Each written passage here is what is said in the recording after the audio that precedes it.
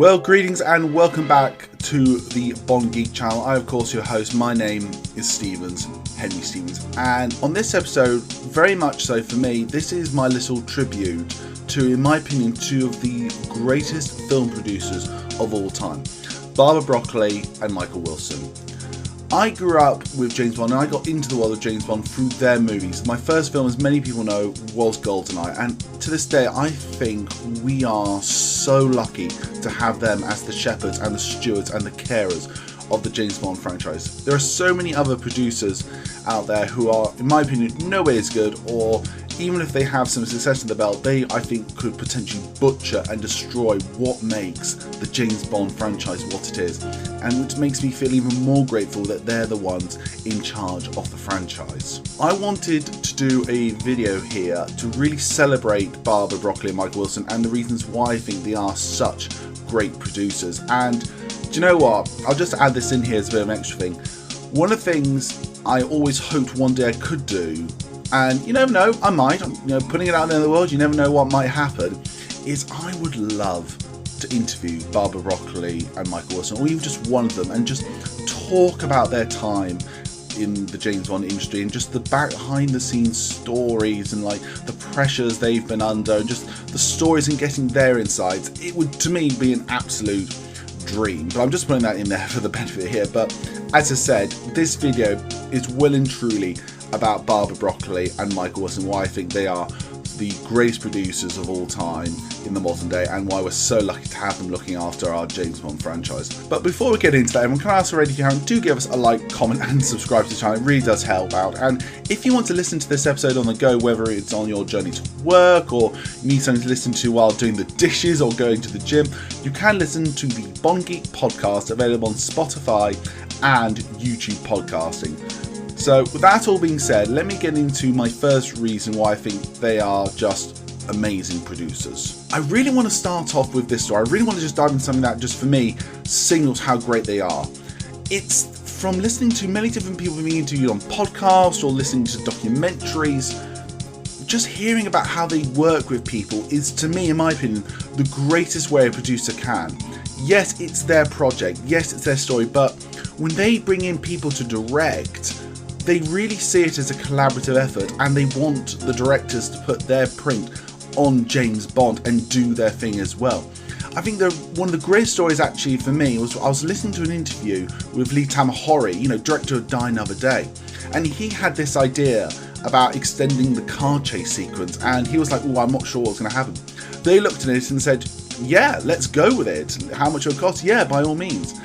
I think Barbara Broccoli and Michael Wilson are very well known for being extremely collaborative and working to make sure the director gets what they want for, effectively, their James Bond film. Not many producers really in the modern world do that. They like to take more complete control, but Barbara and Michael are still part of that regime where they allow the creatives to be the creatives. Yes, they hold the keys to the money purse. Yes, it's their overall baby and project, but they do see it as a collaboration with people, and it's something I think that's very rare these days and something that really should be celebrated. And again, I just wanted to start off with that as one of the main reasons why I think they are fantastic producers. But you need to now go back and look at their history just to see as well the amount of success they've had.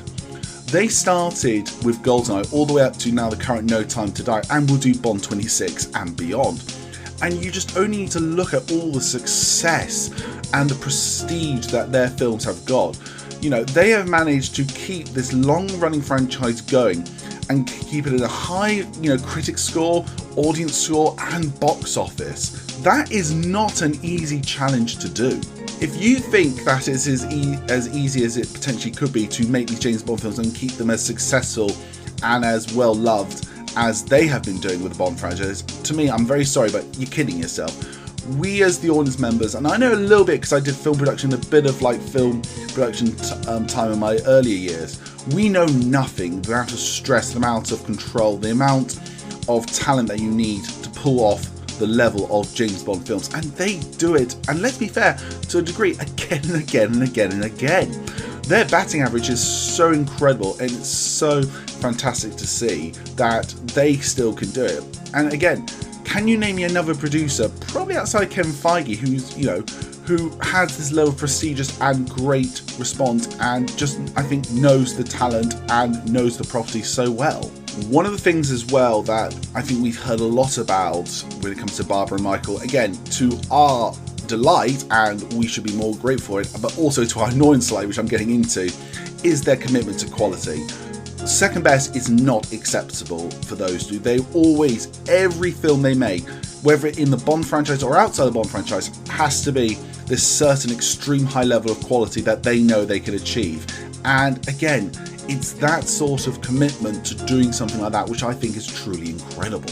When they have taken over the Bond franchise, a bit more than say what it was in the Cubby years, and this is not a gripe, this is not a gripe at all, but they've had a much more sort of a commitment to great story and character development for every character, James Bond and all, in their films. They really have, and it has shown on screen, and it's allowed so many new potential angles and possibilities within the James Bond franchise, and I'm going to get into that a little bit more a bit later. And again, surely just from us talking to each other, that to me is again just one of the things I absolutely adore about them, is the fact that they are so committed to creating the most ultimate, greatest potential movie of all time, every single time, whether being a Bond film or not.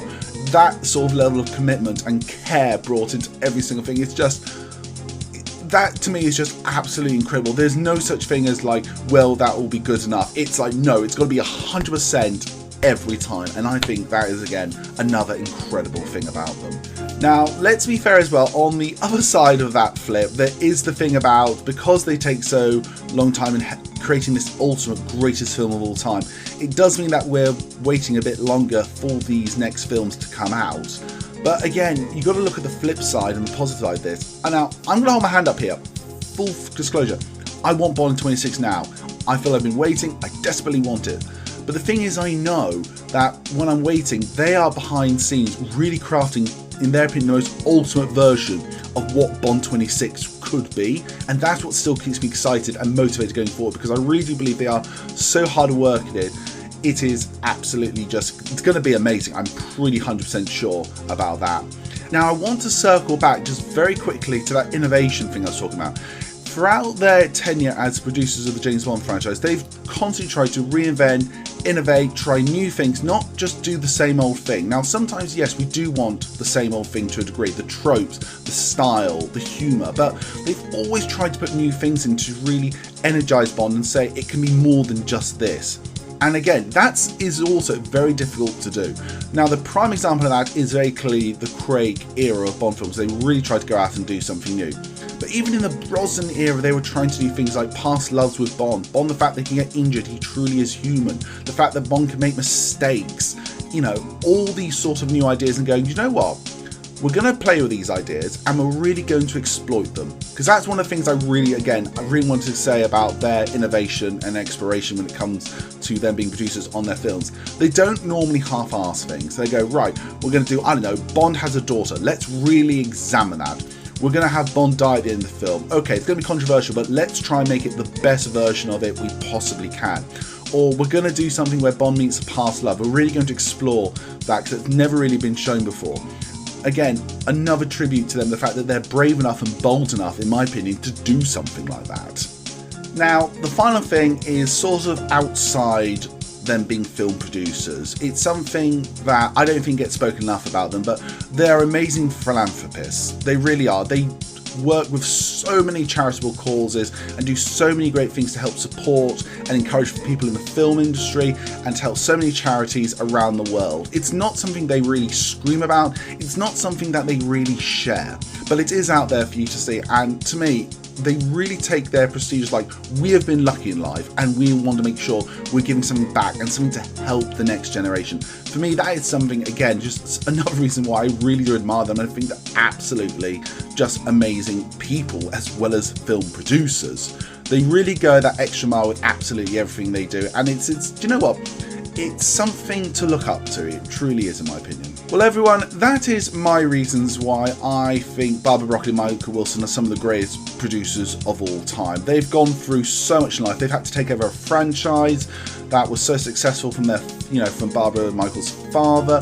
They've kept it going to great critical and commercial acclaim. The stuff they do out even outside the Bond franchise, the fact that they're willing to really be collaborative with the people they work with, the fact that they're willing to experiment and do new things. To me, all of this stuff is just ringing, oh my god, these people are incredible. And when you really think about it, let's be honest, we're glad that some people like this are looking after our beloved James Bond franchise. I think they're absolutely amazing people, and I reiterate what I said at the beginning of my video. What I would give to just interview them, just interview one of them at least. I would love to meet them in real life. There's so many things I'd like to thank them for. It's incredible. I think they're terrific producers, and I think we really need to just reevaluate a bit and just say, you know what, let's be grateful and lucky that we've got these two on our team. I really do believe that. Everyone, my name's Henry Stevens, and I'm the Bond Geek. Goodbye.